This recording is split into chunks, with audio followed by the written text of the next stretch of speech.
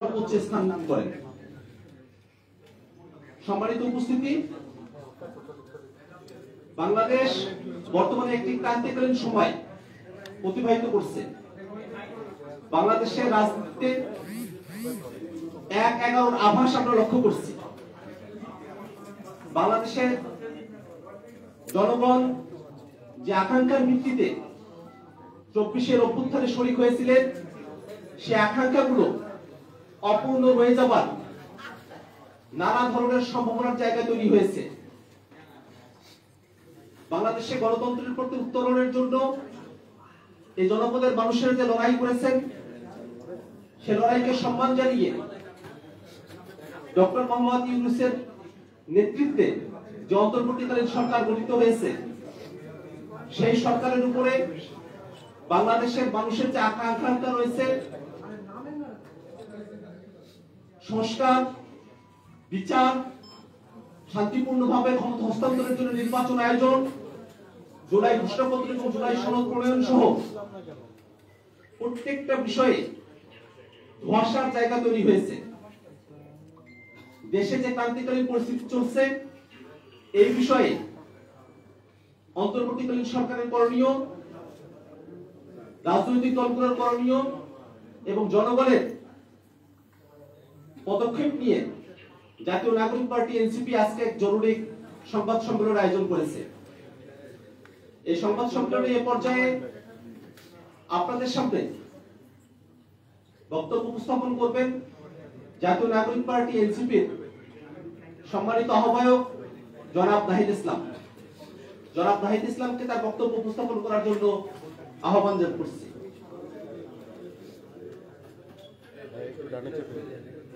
আসসালামু আলাইকুম। আপনারা দেশবাসী এবং সাংবাদিকবৃন্দ সকলেই জানেন যে আমরা দেশে এক ধরনের অনিশ্চয়তা এবং অস্থিতিশীলতা তৈরি হয়েছে সাম্প্রতিক সময়ে, এবং আমরা ডক্টর মোহাম্মদ ইউনূসের পদত্যাগের বিষয়টিও সেই প্রেক্ষিতে আসলে আলোচনা এসেছে।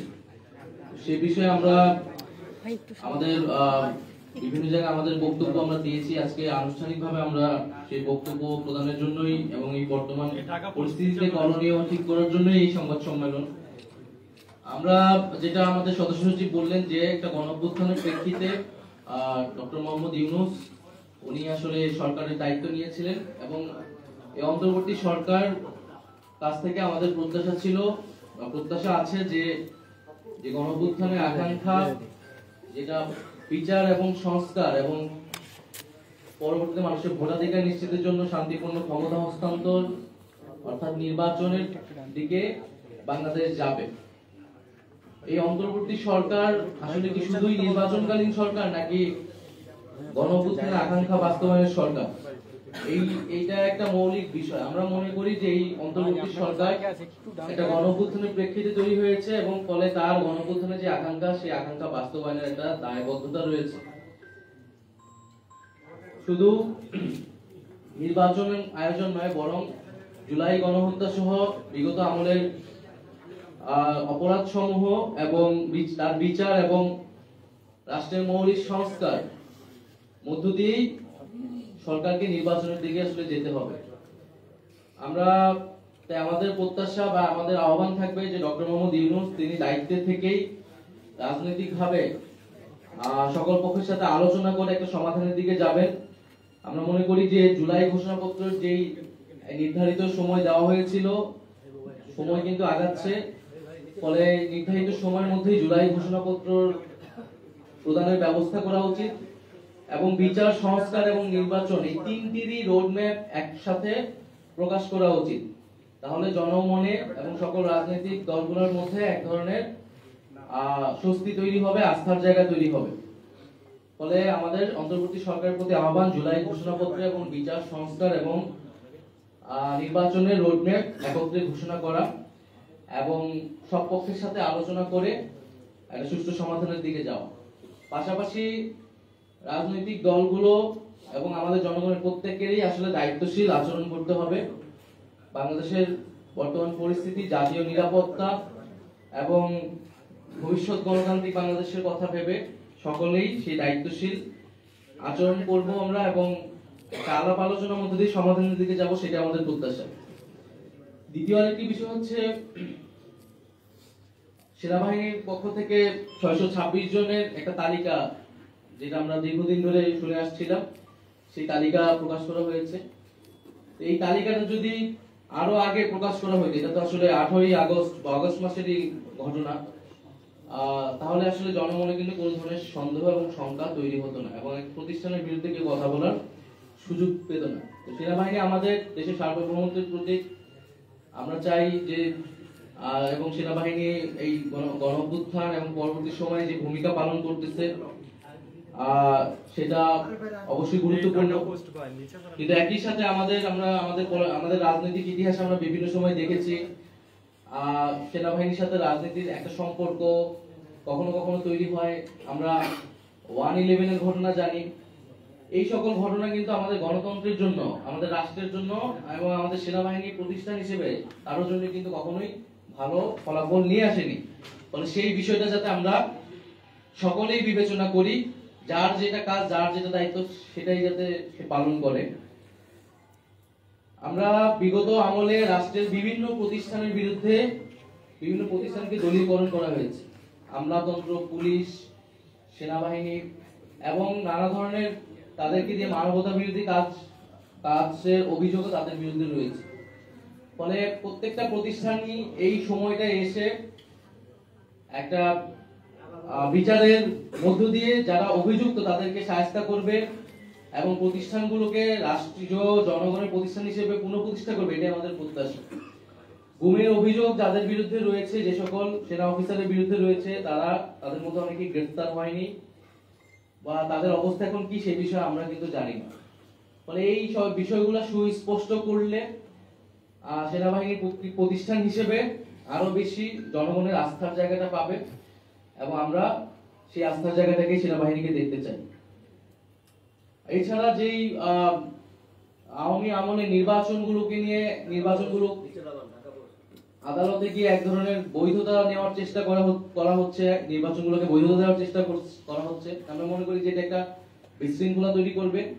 আওয়ামী আমলের সকল নির্বাচনকে কিন্তু আমরা ফ্যাসিবাদ বিরোধী সকল রাজনৈতিক দলই অবৈধ হিসেবেই ঘোষণা করেছি, অবৈধ হিসেবে আখ্যা দিই। ফলে সেই নির্বাচন নিয়ে বিশৃঙ্খলা তৈরি করার চেষ্টা না করে আমাদের স্থানীয় সরকার নির্বাচনের দিকে যাওয়া উচিত। স্থানীয় সরকার নির্বাচনের ফলে মাধ্যমে নাগরিক যে দুর্ভোগ, সেটিও আসলে দূর হবে। আমরা নির্বাচন কমিশন নিয়ে বলেছি, নির্বাচন কমিশনে আমাদের যে কর্মসূচি ছিল, নির্বাচন কমিশন যে নিরপেক্ষতা, যে আস্থা, সেই আস্থাটা হারিয়েছে বলে আমরা মনে করছি। নির্বাচন কমিশন যদি সেই আস্থার জায়গা ধরে রাখতে না পারে, তাহলে এই নির্বাচন কমিশনের পক্ষে একটা সুষ্ঠু নির্বাচন দেওয়া সম্ভব নয়। ফলে নির্বাচন কমিশনকে সেই আস্থার জায়গায় আসার চেষ্টা করতে হবে, অথবা তাকে দায়িত্ব ছেড়ে দিতে হবে বলে আমরা মনে করি। সর্বশেষ, যে দুই ছাত্র উপদেষ্টা অন্তর্বর্তী সরকারে রয়েছে, তাদের সাথে জাতীয় নাগরিক পার্টির কোনো সম্পর্ক নেই। তারা গণ অভ্যুত্থানের প্রেক্ষিতে, গণ অভ্যুত্থানের প্রতিনিধি হিসেবেই সেই সময় সরকারে গিয়েছিলেন, আমিও তাদের মধ্যে সেই সময় একজন ছিলাম। তারা যদি রাজনীতি করতে চায়, নির্বাচন করতে চায়, তাহলে তারা সরকারের থেকে সেটা পারবে না, তখন তারা সরকার থেকে বের হয়ে তাদের মতো সিদ্ধান্ত নেবে। কিন্তু তাদেরকে জাতীয় নাগরিক পার্টির সাথে সংযুক্ত করে এক ধরনের অপপ্রচার এবং তাদেরকে হেয় করার চেষ্টা করা হচ্ছে। আমরা বলবো যে এটি খুবই উদ্দেশ্যমূলক।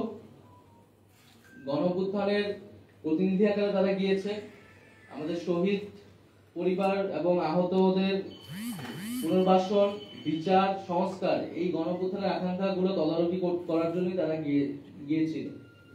ফলে তাদের সিদ্ধান্ত, তারা সরকারের থেকে কখন বের হবে, আদৌ হবে কিনা। কিন্তু আমরা আমাদের প্রত্যাশা যে গণঅভ্যুত্থানের আকাঙ্ক্ষার ভিত্তিতে সরকার গণঅভ্যুত্থানের বৈধতা, সেই আকাঙ্ক্ষাগুলো বাস্তবায়নে ছাত্র উপদেষ্টা সহ সকল উপদেষ্টা একত্রে কাজ করবে। ফলে দুইজন ছাত্র উপদেষ্টাকে জাতীয় নাগরিক পার্টির সাথে সংযুক্ত করে যে অপপ্রচার, আমরা তার নিন্দা এবং প্রতিবাদ জানাচ্ছি। সামগ্রিক বিষয়ে কয়েকটা বিষয় আমাদের আজকে আলোচনা ছিল, আমাদের মনে হয়েছে যে আমাদের স্পষ্ট করা প্রয়োজন জাতির সামনে।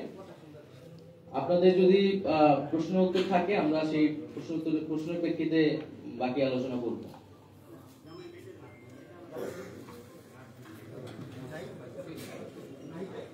কারো কোনো প্রশ্ন আছে? মিডিয়ার নাম বলবেন?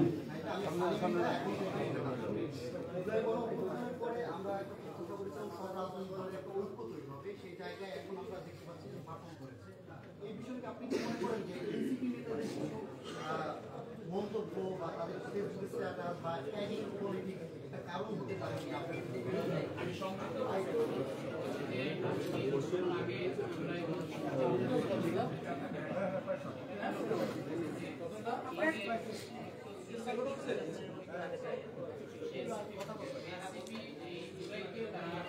ওনার নিচে প্রচুর জায়গা, তারপরে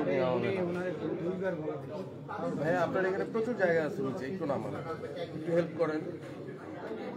আমি না তোমার পাশে আমাদের গতকাল আমি একটা ফেসবুক পোস্ট দিয়েছিলাম, এই ফোনটা সেখানেও কিন্তু আমি স্পষ্ট করেছি বাংলাদেশকে বারবার অনৈক্যের দিকে, বিভাজিত করার দিকে ঠেলে দিয়েছে আমাদের প্রতিবেশী রাষ্ট্র এবং নানা ধরনের বাংলাদেশ বিরোধী শক্তি, যাতে বাংলাদেশ শক্তিশালী রাষ্ট্র হিসেবে গড়ে উঠতে না পারে, এ কারণে বাংলাদেশকে কখনোই ঐক্যবদ্ধ হতে দেওয়া হয়নি এবং 5ই আগস্টের পরেও সেই চেষ্টা অব্যাহত রয়েছে।